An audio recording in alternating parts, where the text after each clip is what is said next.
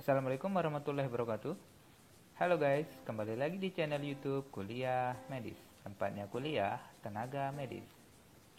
Di video kali ini kita masih fokus di persiapan SKB kesehatan.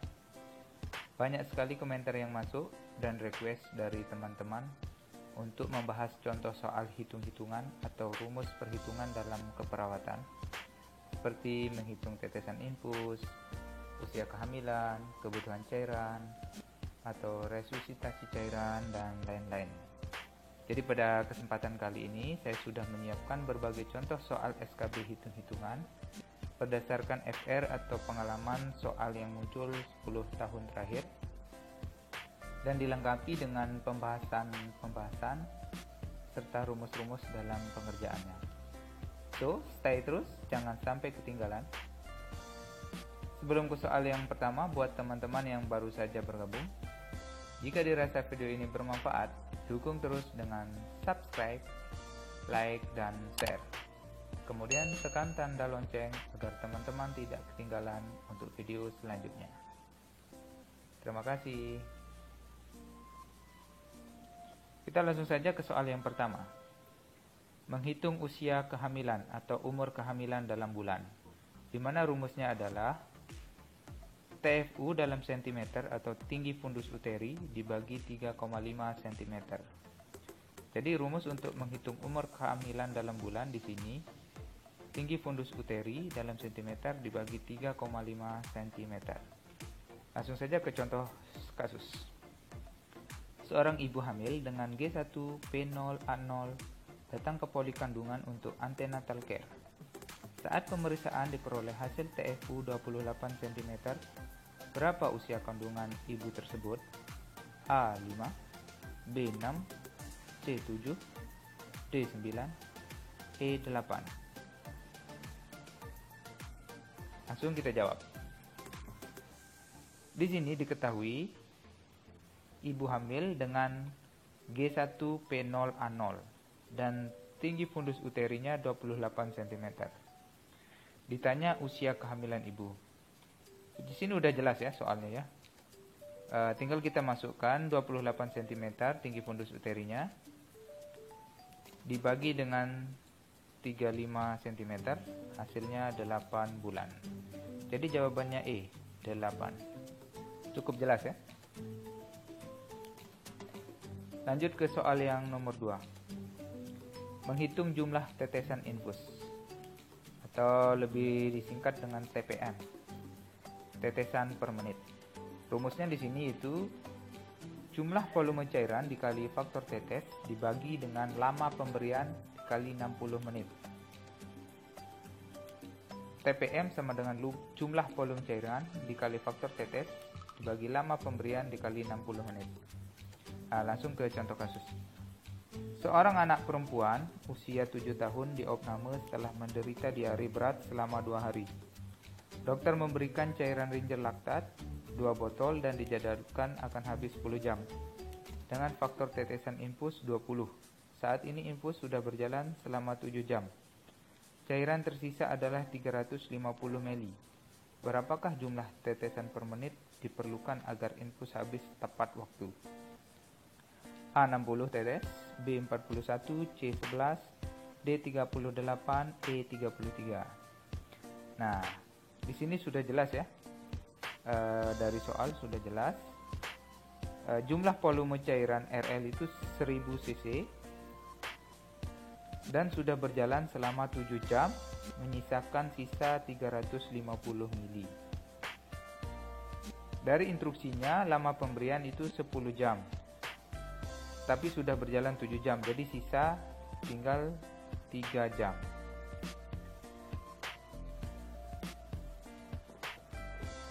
Faktor tetesnya 20 dan pertanyaannya jumlah tetesan per menit.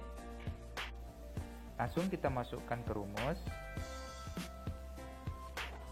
TPM sama dengan sisa tadi itu 350 ml sisa cairan dikali dengan faktor tetes 20 dibagi dengan sisa jam, sisa 3 jam. Jadinya kita masukkan 3 di sini dikali dengan 60 menit. sama dengan 7000 dibagi 180, hasilnya 38,8. Cukup jelas ya, karena di sini memang udah tertera soalnya, udah jelas soalnya. Kita lanjut ke soal yang ketiga. Menghitung jumlah cairan yang dihabiskan. Jadi masih sama soalnya dengan yang tadi, hanya saja di sini dia dibalik. Yang ditanyakan di sini adalah jumlah cairan yang dihabiskan. Sedangkan tadi adalah tetesan per menitnya. Nah, sekarang jumlah cairan. Jadi rumusnya itu tinggal kita kembali yang tadi itu, order tetesan atau tetesan per menit dikali jam pemberian dikali 60 menit dibagi faktor tetes. Nah, itu adalah cara untuk mencari jumlah cairan. Nah, langsung saja ke contoh kasus biar lebih paham ya. Seorang ibu berusia 33 tahun dirawat di ruangan dengan keluhan muntah-muntah dan diare sejak 3 hari yang lalu. Klien mendapat terapi NaCl 0,9%, 30 ppm dengan infuset 1 cc, 15 tetes. Berapa volume cairan yang masuk ke tubuh klien selama 3 jam? A 250, B 300, C 315, D 340 dan E 360. Nah, di sini juga soalnya sudah jelas diketahui faktor tetesnya di sini udah ada 15 tetes. Dan order tetes atau TPM-nya, tetes per menitnya itu 30. Dan waktu pemberiannya 3 jam. Ditanya jumlah cairan yang masuk berapa.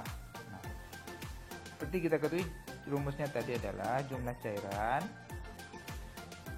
sama dengan order tetesan dikali jam pemberian, jumlah jam pemberian dikali 60 menit dibagi faktor tetes. Jadi tinggal kita masukkan data-data yang tadi, 30 tetes dikali 3 jam dikali 60 menit dibagi 15 tetes, dan hasilnya adalah 5400 dibagi 15, 360 cc. Cukup mudah ya. Oke, kita lanjut ke nomor 4. Di sini menghitung lama pemberian. Nah, masih di kisaran cairan infus. Masih sama dengan yang tadi, cuman di sini dibalik lagi, yang ditanyakan adalah menghitung lama pemberian. Nah, untuk menghitung lama pemberian, rumusnya volume cairan infus dikali faktor tetes dibagi order tetesan atau tetesan per menit dikali 60 menit. Nah, untuk faktor tetesnya di sini ada mikro dan ada makro. Nah, untuk mikro 60, makro 15 atau 20 sesuai dengan permintaan soal. Lanjut ke contoh kasus. Seorang anak perempuan usia 1 tahun dirawat di bangsal dengan keluhan demam dan diare sejak 3 hari yang lalu. Dia mengalami dehidrasi akibat mencret 6 kali per hari dengan konsistensi cair lebih banyak, ada ampas. Berdasarkan instruksi dokter, maka dilakukan terapi cairan dengan dipasang infus mikro 50 tetes per menit, cairan NaCl 0,9% 500 cc. Jika cairan infus tersebut diberikan mulai jam 8, jam berapakah cairan tersebut habis? Nah, pahami dulu soalnya di sini. Pertanyaannya, jika cairan infus tersebut diberikan mulai jam 8, jam berapakah cairan tersebut habis? Nah, berarti lama pemberiannya. Jadi nanti ketika ditemukan, lama pemberian itu sudah ditemukan, maka jika diberikan jam 8, ditambah dengan lama pemberian tadi, itulah jam makan habis. Nah, biar tidak bingung, kita lanjutkan ke pembahasannya. Nah, lama pemberian itu rumusnya volume cairan infus dikali faktor tetes dibagi order tetesan dikali 60 menit. Nah, volume cairannya tadi kan 500 cc. 500 cc dikali faktor tetes sudah ditentukan 60 dibagi 50 tetesan atau order tetesannya 50 dibagi 60 menit. Biar lebih mudah perhitungannya, kita coret 60, sisa 500 bagi 50, hasilnya 10 jam. Oke, seperti saya bilang tadi, lama pemberiannya hasilnya 10 jam. Nah, sedangkan tadi sudah dijelaskan bahwa pemberiannya dimulai jam 8. Nah, sedangkan hasilnya tadi 10 jam. Nah, jika diberi jam 8, maka 10 jam kemudian itu adalah 18. Ya, betul. Yang benar adalah E. Paham ya? Kita lanjut ke soal nomor 5. Rumus pemberian obat. Nah, untuk rumus pemberian obat ini caranya adalah dosis yang diresepkan atau dosis instruksi dokter dibagi dengan dosis yang tersedia dikali dengan pengencer. Nah, lanjut ke contoh kasus. Seorang perawat sedang menghitung orderan obat ranitidin untuk anak Y. Dokter memberikan order 25 mg, sedangkan dalam obat ranitidin tertulis 50 mg. Neto 2 mili. Perawat X memberikan obat ke anak Y sebanyak 2 mili. Ternyata perawat X salah menghitung. Berapakah dosis yang benar dari orderan dokter ranitidin 25 mg untuk anak Y? Nah, pahami dulu soalnya ya. Jadi dalam satu ampul atau dalam satu pial obat itu mengandung atau tertulis 50 mg. 50 mg dengan isi 2 cc atau 2 mili. Nah, berapakah dosis yang benar dari orderan dokter ranitidin 25 mg untuk anak Y? Nah, A 1 mili, B 3 mili, C 1,5 mili, D 2,5 mili, E 1,25 mili. Cukup jelas ya? Jadi diketahui dosis yang diresepkan itu 25 mg. Dosis tersedia dalam satu wadah atau dalam satu vial itu 50 mg dengan 2 mili netonya. Lanjut ke rumus. Dosis yang diresepkan adalah 25 dibagi dengan isi keseluruhan dari obat itu 50 mg dikali dengan jumlah neto atau jumlah pengencernya 2 mili. Hasilnya adalah 1 mili. Jadi jawaban yang benar adalah A. Oke, lanjut ke soal yang nomor 7. Menghitung resusitasi cairan pada luka bakar. Nah, untuk soal ini juga sangat sering muncul ya. Di mana untuk dewasa dan anak di sini berbeda. Untuk dewasa 4 mili kali BB dikali persen luka bakar dibagi 24 jam. Untuk anak RL 2 mili dikali BB dikali persen luas bakar dibagi 24 jam. Nah, setengah diberikan 8 jam pertama dan setengah diberikan 16 jam selanjutnya. Nah, langsung saja ke contoh kasus. Seorang sopir truk berusia 39 tahun masuk rumah sakit setelah mengalami luka bakar pada dada bagian depan dengan lengan dan tangan akibat kebakaran yang terjadi pada truk yang dikendarainya. Diketahui supir tersebut 60 kg dengan estimasi luka bakar 30%. Berapakah volume resusitasi cairan yang diberikan pada kalian tersebut pada 8 jam pertama berdasarkan formula Baxter? Oke. A 9.600, B 4.800, C 3.600, D 3.600. Sama ya, C dengan D. Ya nggak apa-apa lah. E 2.400. Kita lanjut ke pembahasan. Jadi di sini diketahui berat badan pasien itu 60 kg. Luas luka bakarnya 30%. Nah, ditanya jumlah resusitasi cairan yang diberikan pada 8 jam pertama. Ya, ingat ya, untuk rumusnya untuk dewasa RL 4 mili dikali BB dikali persen luas luka bakar dibagi 24 jam. Jadi udah jelas, tinggal kita masukkan ke dalam rumus. 4 mili dikali 60 untuk beratnya 60 kg dikali 30% dibagi 24 jam. Hasilnya 7.200 untuk pemberian 24 jam. Nah, pertanyaannya tadi kan 8 jam pertama. Sedangkan hasil dari perhitungan kita itu tadi yang 7.200 ini untuk pemberian 24 jam. Nah, kasus pemberian 8 jam pertamanya jadinya 7.200 ini dibagi 2 untuk 8 jam pertamanya. Hasilnya 3.600 cc. Jadi jawabannya D ya. Ya. Kita lanjut ke nomor 8. Menghitung luas luka bakar. Wallace membagi tubuh atas bagian 9% atau kelipatan 9 yang terkenal dengan nama Rule of 9 atau Rule of Wallace, yaitu kepala dan leher 9%, lengan masing-masing 9%, sama dengan 18% jadinya, badan depan 18% dan badan belakang 18%, totalnya 36%, tungkai masing-masing 18%, totalnya 36%, dan perineum 1%. Kita ke contoh kasus. Seorang klien berusia 45 tahun datang ke ruang UGD bersama teman kerjanya. 1 jam yang lalu klien ketika dan temannya ingin memasang teralis plafon rumah klien tersengat listrik. Terdapat luka bakar pada telapak tangan sampai ke siku sebelah kiri dan kanan. Kaki kanan sampai alat vital klien. Berdasarkan rumus 9 Rule of 9, berapa persenkah luas luka bakar pada klien? Ya, tinggal kita lihat tabel di atas.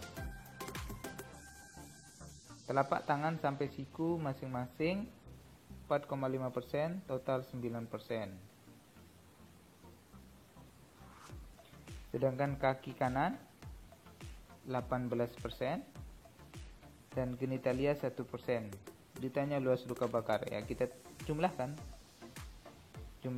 untuk persenan yang sudah didapat. Total luas luka bakar jadinya 9% ditambah 18% ditambah 1%, hasilnya 28. Cukup mudah ya, bisa dipahami. Lanjut ke soal berikutnya. Rumus menghitung taksiran partus atau nigel berdasarkan nigel.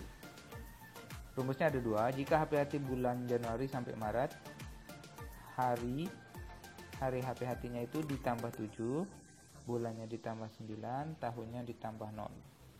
Jika HPHT April sampai Desember, harinya ditambah 7, bulannya dikurangi 3, dan tahunnya ditambah 1. Ini harus dihafal ya, agar teman-teman jika ketemu soalnya bisa langsung kerjakan dengan cepat. Contoh soalnya. Seorang perempuan hamil 28 minggu ingin mengetahui hari perkiraan lahir bayinya. HPHT-nya adalah 8 Januari 2015. Tanggal berapa bayinya diperkirakan lahir? A. 17 Oktober, B. 16 Oktober 2015, C. 15 Oktober, D. 14 Oktober 2015, dan E. 13 Oktober 2015. Jadi di sini kita menggunakan rumus yang HPHT bulan Januari sampai Maret. Karena di sini sudah jelas keterangannya, HPHT-nya adalah 8 Januari 2015. Jadi masuk ke rumus yang bulan Januari sampai Maret. Nah, diketahui usia kehamilan 28 minggu, HPHT 8 Januari 2015. Sudah jelas? Tinggal dimasukkan ke rumus di atas. Jadi tanggalnya itu 8 ditambah 7. Ini udah rumusnya, ditambah 7 jadinya 15. Sedangkan bulannya bulan 1, untuk HPHT-nya bulan 1. Rumusnya ditambah 9 untuk bulan, hasilnya 10. Sedangkan tahunnya tahun 2015 ditambah 0, hasilnya tetap 2015. Jadi taksiran partusnya adalah 15 bulan 10 atau Oktober 2015. Lanjut. Nah, lanjut ke soal yang jika HPHT-nya April sampai Desember. Contoh kasus, seorang perempuan hamil 28 minggu ingin mengetahui hari perkiraan lahir bayinya. HPHT-nya adalah 15 Oktober 2015. Tanggal berapa bayinya diperkirakan lahir? Ya, sudah jelas ya. Tinggal kita masukkan ke rumus. Jadi usia kehamilannya 30 minggu. Usia kehamilan 30 minggu, HPHT 15 Oktober 2014. Ditanya hari taksiran patus, masukkan langsung ke rumus. Tanggal 15 ditambah 7 sama dengan 22, bulan 10 dikurangi 3 sama dengan 7, dan tahunnya 2014 ditambah 1 sama dengan 2015. Jadi taksiran patusnya adalah 22 bulan 7 atau Juli 2015. Oke, lanjut ke soal nomor 10. Menghitung berat badan janin. Nah, untuk rumus menghitung berat badan janin ini berdasarkan Johnson-Towson. Jadi rumusnya di sini adalah BB janin sama dengan tinggi fundus uteri dikurangi N dikali 155. Nah, keterangannya di sini untuk N-nya itu adalah 11 jika vertex pada atas spina ischiadica, 12 jika vertex di bawah spina ischiadica. Artinya di sini jika bayi atau kepala bayi sudah masuk ke dalam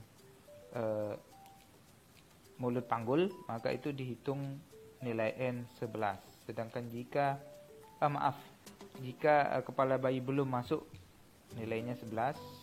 Sedangkan jika kepala bayi atau bayinya sudah masuk ke mulut panggul, maka nilai N-nya adalah 12. Langsung ke contoh kasus. Seorang ibu hamil 36 minggu ingin mengetahui taksiran berat janinnya. Apabila TFU 35 cm divergen.